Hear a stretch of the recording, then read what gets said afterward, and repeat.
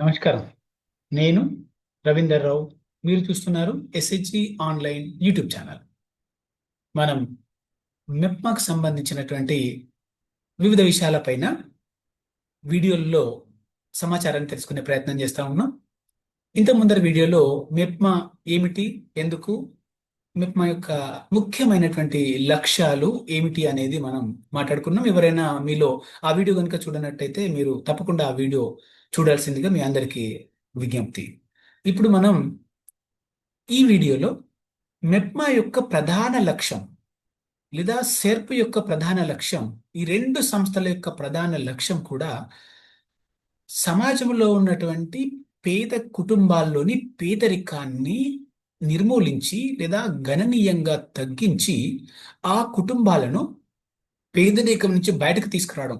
గ్రామీణ ప్రాంతాల్లోనైతే ఆ పని సెర్ప్ సంస్థ చేస్తుంది. పట్టణ ప్రాంతాల్లో మురికివాడల్లో ఉన్నటువంటి పేదల యొక్క పేదరికాన్ని తగ్గించే ఒక గురుతరమైన బాధ్యతను మెప్మా సంస్థ తీసుకుంది.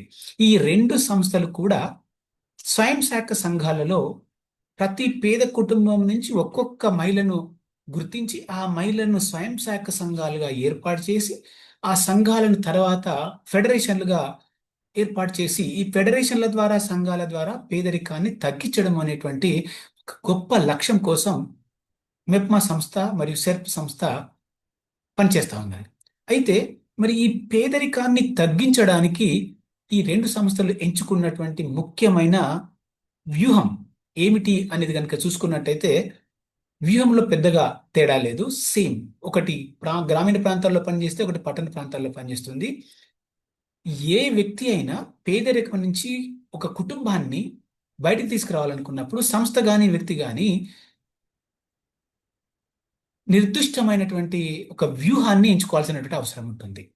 మనం పేదరికం అనేది ఒక్క కారణంతో వచ్చేది కాదు. ఒక పనితో పేదరికం నుంచి కుటుంబాన్ని బయటకు తీసుకురావడం అంత సులభ సాధ్యం కాదు. కాబట్టి పేదరికాన్ని ఒక క్రమశిక్షణతో ఒక నిర్ణీతమైనటువంటి పద్ధతి ద్వారా దాన్ని జయించాల్సిన అవసరం ఉంటుంది, ఒక కుటుంబం కానీ ఒక వ్యక్తి కానీ.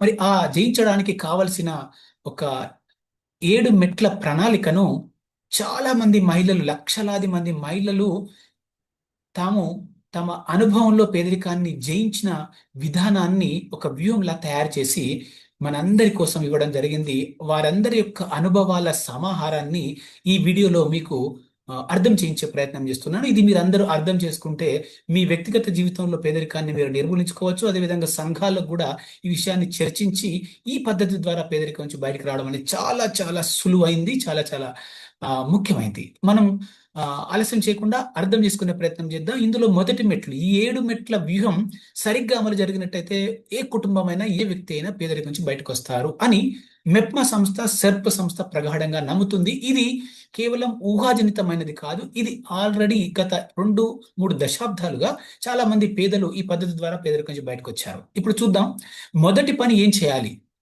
మెప్మా సంస్థలో పనిచేసేటువంటి ముఖ్యమైన కార్యకర్తలు లేదా సెర్ప్లో పనిచేసే కార్యకర్తలు చేయాల్సిన మొట్టమొదటి పని, ఆ సమాజంలో, ఆ గ్రామంలో, ఆ మురికివాడలో ఉన్నటువంటి పేదలను గుర్తించడం. ఆ పేదరికానికి ముఖ్యమైనటువంటి కొన్ని కారణాలు ఉంటాయి. ఆ కారణాలను గుర్తించడం అంటే, ఒకటి పేదలను గుర్తించాలి. ఎవరు పేదలు అనేది, ఆ పేదరికానికి ఏమి కారణం, ఏ కారణం వల్ల వాళ్ళు పేదరికంలో కూరుకుపోయారనే విషయాలను గుర్తించాలి. కారణాన్ని గుర్తించితే దానికి సంబంధించినటువంటి ట్రీట్మెంట్ ఈజీ అవుతుంది. కాబట్టి ముందు పేదలను గుర్తించండి, తర్వాత పేదరికానికి ఉన్నటువంటి కారణాలను గుర్తించండి. ఒక్కో ప్రాంతంలో కారణాలు ఒక్కో రకంగా ఉండేటువంటి అవకాశం ఉంటుంది. కాబట్టి మీ ప్రాంతంలో ఉన్నటువంటి పేదలు ఎవరు, మరి వాళ్ళు పేదరికంలో కూరుకుపోవడానికి ఉన్నటువంటి కారణాలు ఏమిటో తెలుసుకోవాల్సిన అవసరం ఆర్పీలకు కానీ, అదేవిధంగా మెప్మా సిబ్బందికి కానీ, అదేవిధంగా సెర్ప్ సిబ్బందికి కానీ ఉంది. ఇక రెండవది, పేదలను గుర్తించినటువంటి పేదలందరినీ సమీకరించడం అనేది రెండవ మెట్టు. మరి గుర్తించాం ఎవరెవరి ఇళ్లలో పేదలు ఉన్నారు, ఏ ఏ కుటుంబాల్లో పేదరికం ఉంది గుర్తించాం.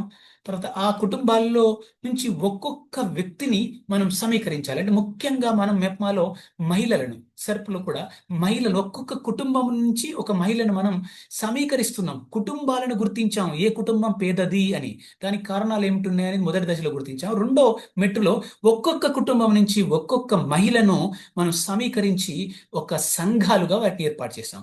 స్వయం సహాయక సంఘం, సెల్ఫ్ హెల్ప్ గ్రూప్ గా మనం ఏర్పాటు చేయడం జరుగుతుంది. ఇందులో 10 నుంచి 15 మంది సభ్యులుగా ఉంటారు. అది మీ అందరికీ తెలుసు. అంటే గుర్తించడం ఒకటి, రెండోది వాళ్ళని సమీకరించే సంస్థలుగా ఏర్పాటు చేయడం అనేది రెండవ మెట్టు. మూడవ మెట్టు, మరి సంఘాలుగా తయారు చేసినంత మాత్రం వల్ల పేదరికం పోతుందా అంటే పోదు, ఖచ్చితంగా పోదు.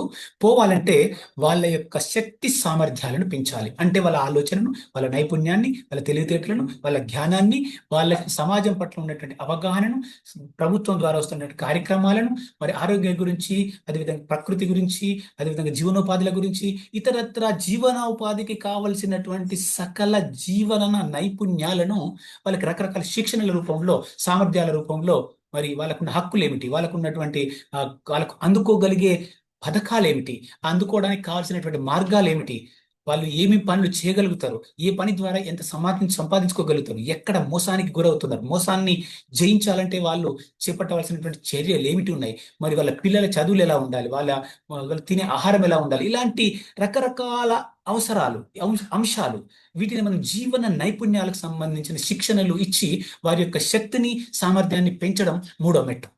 ఇలా పెంచిన తర్వాత నాలుగో మెట్టులో ఇప్పుడు శిక్షణలు, సామర్థ్యాల ద్వారా పెరిగినటువంటి నైపుణ్యాలు, పెరిగినటువంటి తెలివితేటలు, వచ్చినటువంటి అవగాహనను ఉపయోగించుకొని ఏదైనా ఒక ఆదాయాన్ని ఇచ్చే కార్యక్రమాన్ని వాళ్ళు చేసుకోవాలని ఒక కోరిక వాళ్ళ లోపల వస్తుంది. తప్పకుండా ఆ కోరికను మరి సఫలీకృతం చేసుకోవాలంటే, ఒక కార్యక్రమాన్ని చేపట్టాలంటే ఆలోచనతో పాటు ఆర్థికంగా వాళ్ళకు ఉండాల్సిన అవసరం ఉంది. మరి వీళ్ళు అసలే పేదల కుటుంబాలు, వీళ్ళకి అప్పు పుట్టే అవకాశం లేదు. అది కూడా చాలా ఎక్కువ రేటులో, మరి వాళ్ళు అప్పు తెచ్చుకున్నట్టయితే వడ్డీ శాతం ఎక్కువగా ఉన్నప్పుడు దగ్గర అప్పు తెచ్చుకుంటే వాళ్ళు చేసేటువంటి చాకిరీ అంతా కూడా మరి ఈ అప్పు ఇచ్చిన వాళ్ళకి వడ్డీ రూపంలో వెళ్ళిపోతుంది. వాళ్ళు పేదరికంలోనే కూరుకుపోతున్నారు. కాబట్టి ఈ బయటి శక్తుల నుంచి, అధిక వడ్డీల ఒక విష వలయం నుంచి వాళ్ళని కాపాడడం కొరకు నాలుగవ మెట్టుగా వాళ్ళకి ప్రభుత్వ రంగ బ్యాంకుల నుంచి, ప్రభుత్వ రంగ సంస్థల నుంచి తక్కువ వడ్డీకి వాళ్ళకు పెట్టుబడి లేదా చేద్దామనుకున్నటువంటి పనికి కావాల్సిన రుణాన్ని సమయానికి కావలసినంత రుణాన్ని తక్కువ వడ్డీకి ఆయా ప్రభుత్వ సంస్థల ద్వారా ఇప్పించడము అనేది నాలుగవ మెట్టు.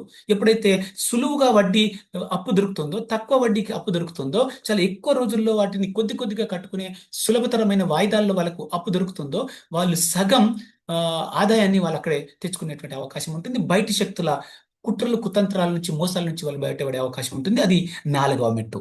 మరి ఐదవ మెట్టు, తెచ్చుకున్న అప్పుని కేవలం విలాసాలకో, సరదాలకో, సంబరాలకో, పండుగలకో ఉపయోగించుకున్నట్టయితే వాటిని తిరిగి కట్టడం అనేది చాలా కష్టంగా మారుతుంది. కాబట్టి ఇది సద్వినియోగం చేసుకోవాలి. పెట్టుబడిని కానీ, రుణాన్ని కానీ కేవలం మన నిత్యావసరాల కోసం వాడుకోకుండా వాటి ద్వారా ఒక ఆదాయాన్ని ఇచ్చే కార్యక్రమం కోసం దాన్ని ఖర్చు పెట్టాలి.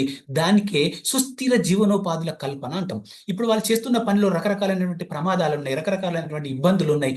మరి ఆ ఇబ్బందులన్నింటినీ తొలగించుకొని వాళ్ళు పెంచుకున్న శక్తి సామర్థ్యాల ద్వారా, తెచ్చుకున్నటువంటి సులభతరమైన అప్పు ద్వారా ఒక సుస్థిరమైన జీవనోపాధిని, ఒక వ్యాపారం పెట్టుకోవడం, అరటిపళ్ళ బండి పెట్టుకోవడమో, లేకపోతే ఒక స్వీట్ షాప్ పెట్టుకోవడమో, లేకపోతే ఇంకేదో రకరకాలైనటువంటి వృత్తులు, బతకడానికి పట్టణ ప్రాంతాల్లో వందలాది వృత్తులు ఉన్నాయి. అదేవిధంగా గ్రామీణ ప్రాంతాల్లో కూడా అనేక రకాల వృత్తులు ఉన్నాయి. ఆ వృత్తికి సంబంధించి ఏదో ఒక పనిని నేర్చుకొని ఆ పనిని పైన పెట్టుబడి పెట్టుకొని, ఆ పెట్టుబడి ద్వారా ఒక జీవనోపాధి, ప్రతిరోజు వాళ్ళకు ఒక పని, నిర్దిష్టమైన పని ఏర్పాటు చేసుకొని దాని ద్వారా ఆదాయం సంపాదించడం అనేది చేసినప్పుడే వాళ్ళు పేదరికం నుంచి బయటకు వస్తారు. ఇది సుస్థిర జీవనోపాధుల కల్పన అనేది మన కార్యకర్తలు కానీ, మన సిబిఓల నాయకులు కానీ, సంఘాల సభ్యులు కానీ గుర్తుపెట్టుకోవాలి. తెచ్చుకున్న అప్పును దుర్వినియోగం చేయకుండా సద్వినియోగం చేయడం అంటే సరి అయిన జీవనోపాధి కల్పించుకునేటట్టుగా మనం ప్రోత్సహించడం అనేది ఐదో మెట్టు. ఇక ఆరవ మెట్టు, మరి కేవలం జీవనోపాధులు కల్పించుకొని డబ్బు సంపాదించుకోవడంతోనే పేదరికం పోతుందా అంటే పోదు.